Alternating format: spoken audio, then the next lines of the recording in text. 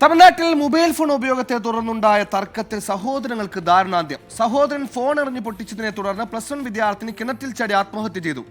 രക്ഷിക്കാനായി ചാടിയ 18-കാരനായ സഹോദരനും മരിച്ചു.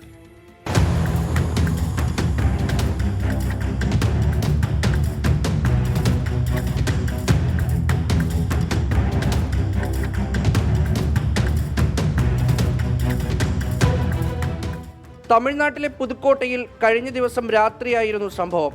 +1 വിദ്യാർത്ഥിയായ പവിത്ര രാത്രി വൈകി ഫോൺ ഉപയോഗിച്ചതിനെ തുടർന്ന് സഹോദരൻ മണികണ്ഠൻ വഴക്കു പറഞ്ഞു. എന്നാൽ പവിത്ര ഫോൺ മാറ്റിവെക്കാൻ തയ്യാറായില്ല. പിന്നാലെ ദേഷ്യപ്പെട്ട മണികണ്ഠൻ ഫോൺ പിടിച്ചു വാങ്ങി എറിഞ്ഞു പൊട്ടിച്ചു. ഇതിൽ പ്രകോപിതയായ പവിത്ര വീട്ടിലെ കിണറ്റിലേക്ക് ചാടി. പവിത്രയെ രക്ഷിക്കാൻ മണികണ്ഠനും കിണറ്റിലിറങ്ങി. രണ്ടുപേരും കിണറ്റിനുള്ളിൽ വെച്ച് മരിച്ചു. വീട്ടുകാർ വിവരമറിയിച്ചതിനെ തുടർന്ന് പോലീസും ഫയർഫോഴ്സും എത്തിയാണ് ഇരുവരുടെയും മൃതദേഹം പുറത്തെടുത്തത്.